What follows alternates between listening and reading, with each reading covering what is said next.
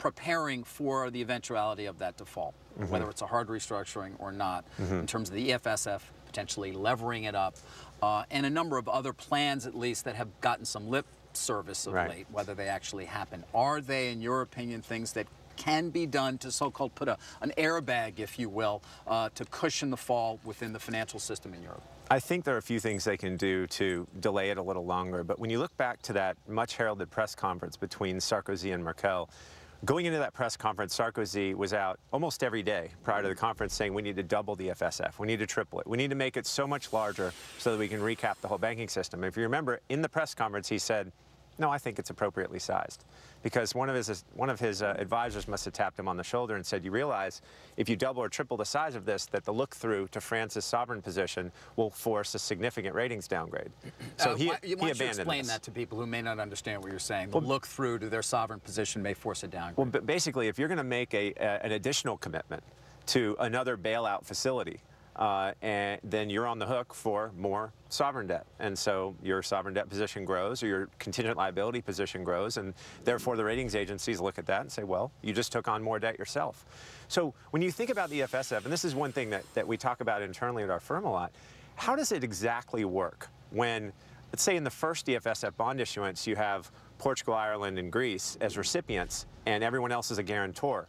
Well, in the next iteration, you have one of the guarantors being a recipient. For example, so, Spain or Italy, I would assume. Spain or Italy, or, I mean, there's so many others that can be in that. So how does that work? Well, it doesn't work. I mean, my point being is you can't have different tranches of EFSF debt out there where one has one specific group of recipients and guarantors, and the next one has a new recipient that was a guarantor. I mean, when you think about this, how many real creditor nations are there in Europe? There are almost none. Everyone's a debtor. What they're trying. Who? Well, Germany. Germany's not a creditor nation. Well, I mean, they are. Germany is 80% debt to GDP, and they haven't recapped their banks.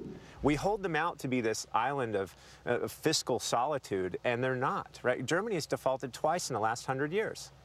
So when you look at this situation, they didn't partake in quite the same bubble making that we did, certainly here, or that other nations did. They didn't lever up to the same extent that many of the other nations did. They're on balance sheet, 80% sovereign debt to GDP, and they haven't recapped their banks. Right, okay? They got a pretty decent economy too, though. My point being, very simply, that no matter how you look at this new magical facility that we're talking about, the money has to come out of more borrowing.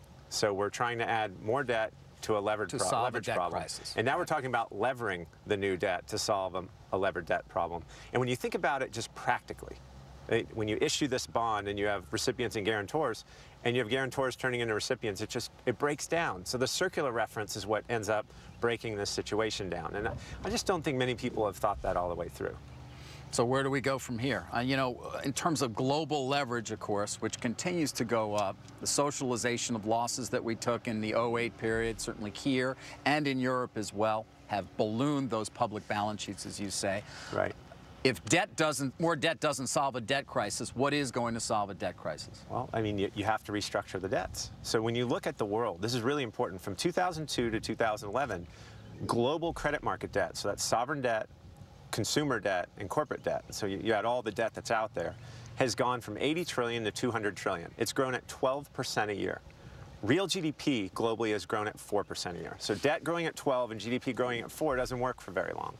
So today, the globe is 345, 350% total credit market debt to GDP globally. Whereas you make an analogy back to the Great Depression when the U.S. in the, call it the early 30s, mid-30s, we were 225% total credit market debt to GDP. We're now 350 globally. Right. And what you're seeing is when you start to see debts restructure, it's going to be very difficult to have them not all restructure simultaneously. And what Rogoff tells you is sovereign defaults happen in clusters, and that's what's likely to happen. Whether the people that are engaged in this process or not want it to happen, it's going to happen. You don't believe that there is some sort of a solution ultimately that the political leaders within Europe can come up with to both keep the EU together, bail out the banks, and cushion a significant blow that would come from a Greek default? I think there's one question that either delays the inevitable for a while or the inevitable happens much sooner. It's, does Germany go all in? Does Germany decide, well, we've looked at the math problem, or we have a moral obligation post-World War II to save the periphery, and I personally believe that Germany won't go all in. Why don't you believe that? We've polled the German population. We've talked to a number of people, let's say in the upper ranks of that country, and I believe in the end they realize that if they lend into the profligacy, that the money that they lend in, they're going to lose 70 or 80% of. And I think that they've benefited from the euro. There's no doubt about that. They have, but you know, would you rather be the country that has a really strong currency and the ability to recap your banks while the rest of the people in a much worse scenario, or would you rather be in the much worse scenario with everyone else? I mean, how many of your fiscally irresponsible relatives would you go joint and several with on your personal balance sheet? I don't know too many people that would sign on. So I think that's what it boils down to. Kyle, we're going to take a break. I know Gary's going to have some questions. We're going to put something in Kyle's ear. So a lot of hedge fund managers, money managers, others involved with the business of finance, and any number of policy makers as well, joining up here to have a lot of conversations about the state of the world. We did this, you may recall, a year ago, and many of the people who joined us then were not particularly sanguine, and it would appear the events have borne out that viewpoint. Gary, I know you've got a question for our old friend Kyle here. I do. And David, so I would even go right ahead. David, I would even add even stronger. It was at that conference a year ago that all these issues that everybody focuses on now came to light. So whatever you hear there, if you don't pay attention, do so at your own risk. Kyle, I listened to you talk about Germany, the polling that you've done, and I listened to you talk about what you anticipate. And every third or fourth guest on this network says it could be an orderly default in Greece. We're going to kick the can down the road, and they say we could have an orderly default. Is that possible? Because if it's not, I think a lot of people are going to be surprised. Yeah, Gary, I don't understand what an orderly default means. I mean, does that mean that everyone that owns this debt is gonna haircut? You know, the private sector number in the beginning was 21. You saw people in Germany, Merkel today, open up the idea to maybe another 30%, taking it to 50. When you do the numbers and you back solve for how much debt Greece can maintain, we think the write down is 75 or 80 cents. And can the European banking system take that? I don't know. So, Gary, I don't think a default can be orderly. I think it'll be disorderly. Yeah, I anticipated that's what you would say, and that's why I wanted to get your take on that right away. Kyle, before we let you go, I want to bring it back here to the country we love. You know, we're not in exactly particularly good fiscal straits ourselves. A lot of questions about whether we need to both cut spending and raise revenues. President Obama embracing the so-called Buffett tax, if you will, saying, hey, you know what, the rich have to pay more of their fair share. Where do you come down on the view of more revenues and where they're going to come from? I think when if you look at the budget from a bipartisan perspective, or more importantly, a nonpartisan perspective, you see that revenues do need to come up. We're pulling in roughly 15, 16% of GDP. But expenses are 25, 26% of GDP. We are having a spending problem. When you look at soaking the rich, this is something I love to talk about. If Mr. Buffett and Mr. Gates are the two of the wealthiest people in the world, their collective net worth is about $100 billion.